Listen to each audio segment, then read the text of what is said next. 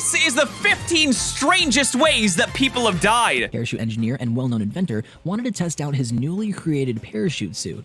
With no previous testing, he wanted to give it a go. His first demonstration, he decided it would be a good idea to jump off the Eiffel Tower. He jumped, the suit failed, and he plummeted to his death in front of hundreds of people. What?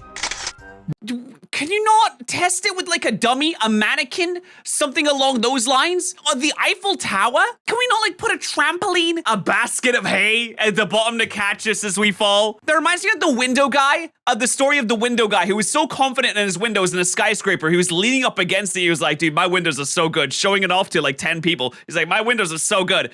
Boom, boop, clip. And he went out the window, plummeted. I wonder if that's gonna be in this video, actually. While working at SeaWorld, Jay Newton and his co-worker Brian Hartley were lifting a killer whale with a master tone crane. Newton got underneath to inspect the harness when Hartley then accidentally released the 20-ton whale from the crane, crushing and killing Newton instantly.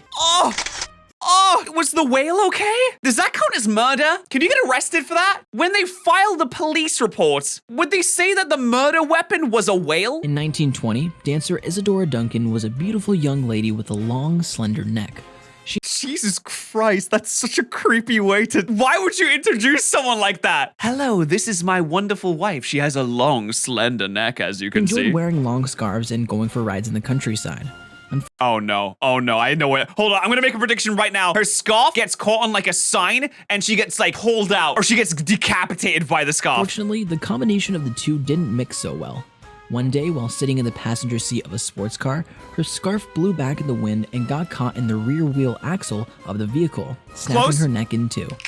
Oh my god! How long is the scarf that it does that? Like, listen, this is why scarves are bad. I never wear scarves because they can do that to you. Kenneth Pignon, an American Boeing engineer from Gig. Why is this section called horsefish? I don't know if is this a good idea to watch? Washington, decided to go have sex with a horse at a nearby. Okay, yeah, no, this is already going incredibly badly. I mean, I don't know how you die from this. Did the horse like sit on him? Farm in King County. Oh, no, not like sit on him as in like, I meant like, oh God, I hate everything about this subject. With his two friends and videotape it. Pinion was taken to the hospital moments after their act in pain with a ruptured colon for receptive anal intercourse with the horse. He later died of his injuries. 99-year-old Debbie Mills New Broughton was walking to her 100th birthday party with her daughter. Okay, well, I mean, that's pretty good. 100th birthday party, good shit, While crossing the road in her wheelchair, she was hit and killed by a truck that was delivering her birthday cake for her party. Oh, that's so ironic.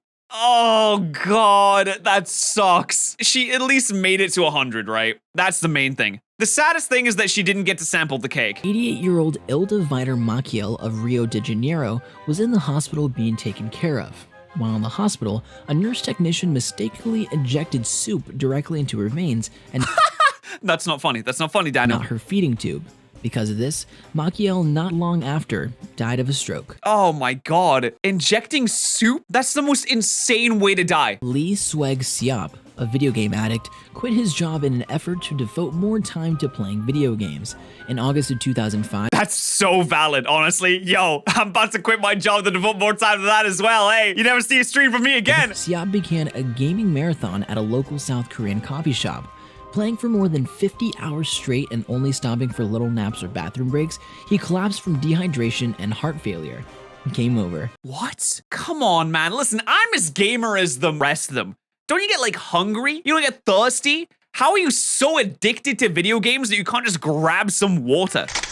A Russian woman by the name of Fagilyu was wrongly pronounced dead by doctors. When family and friends showed up for her funeral, she woke up in shock that she was at her own funeral. Then she immediately after died of a heart attack. No. How do you get in that situation? There's so many layers to planning a funeral. You have to get to the funeral. They like dress you up. Like, was she in a coma? How did the doctors not know she was alive? How did no one else know that she was alive? She was obviously breathing. Because if she wasn't breathing, she would have been dead. So how did nobody notice the fact that she was breathing while they were dressing her up for the funeral? McInnes, also known as Jewels and Enki in the music community, was driving with his friends under the influence. As if that's not bad enough, to make the situation worse, he tweeted out acknowledging the fact that he was drinking, driving, speeding, and drifting. Not soon after, him and his friends all had died in a fatal car accident. Why do people still drunk drive in this day and age? Have we not learned our lessons yet? Do we not know what's going on? Hopefully they didn't injure anyone else. That's all I want.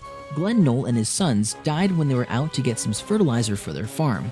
When trying to suck some manure from the Maryland dairy farm, one of them fell in. Wait, when trying to suck? You suck manure? The other two were then said to have tried to help and also fell in, drowning in poop. What a crappy way to die. Oh, that's so nasty. Oh no, I can't imagine a worse way to die. I'm scared of drowning. I'm terrified of that. The only thing that scares me more is drowning in manure. Literally. Ugh. Sergei Tuganov was bet $3,000 by two girls he couldn't go at it all day with them in bed. To prove them wrong, Tuganov swallowed down. Wait, Pfizer? That's them vacciners! By God, it is! It's all a scam! They're trying to kill us! All you damn that got vaccine are gonna get the same fate as this Viagra An feller. entire bottle of Viagra. 12 hours later, he won the bet, but he then shortly after died of a heart attack.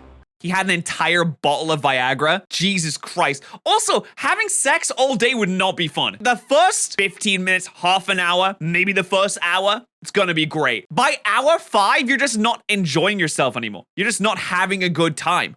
You're just doing it to get through the motions. There's no pleasure to be found in it anymore. Why would you keep going? In 1974, Basil Brown literally drank himself to death. And no, it wasn't alcohol.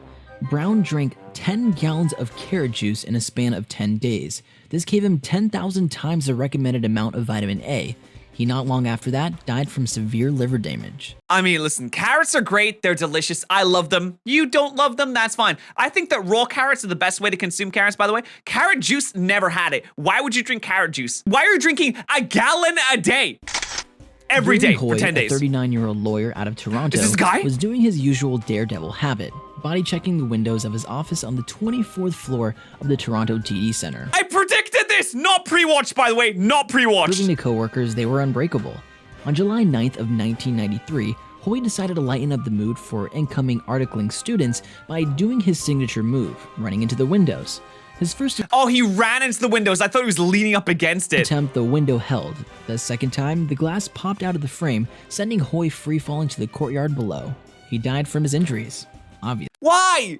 Why would you run up to it? Even if you're right, it's not that cool. It's just kind of scary.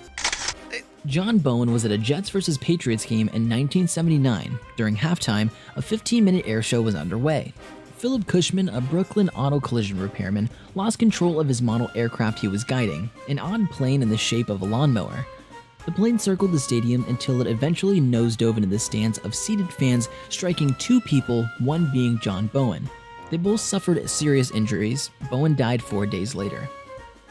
That's just sad, getting clapped at a ball game. You just go ahead and you're just trying to enjoy yourself and you died at the ball game because you got hit by a flying lawnmower. In 1997, Eric Garcia decided to go bungee jumping by himself. No, come on. Just the start of this tale is telling me that you're an idiot. Can we just think for a second? Just 1 second. That is all it would require to come to the conclusion that this is a terrible idea. Garcia had a jumping point in mind that was 70 feet off the ground, so he tied together 70 feet of bungee rope. He tied together 70 feet of bungee rope for a 70 feet jump? Even I can do the basic mathematics required to know that you need less than the gap of the fall.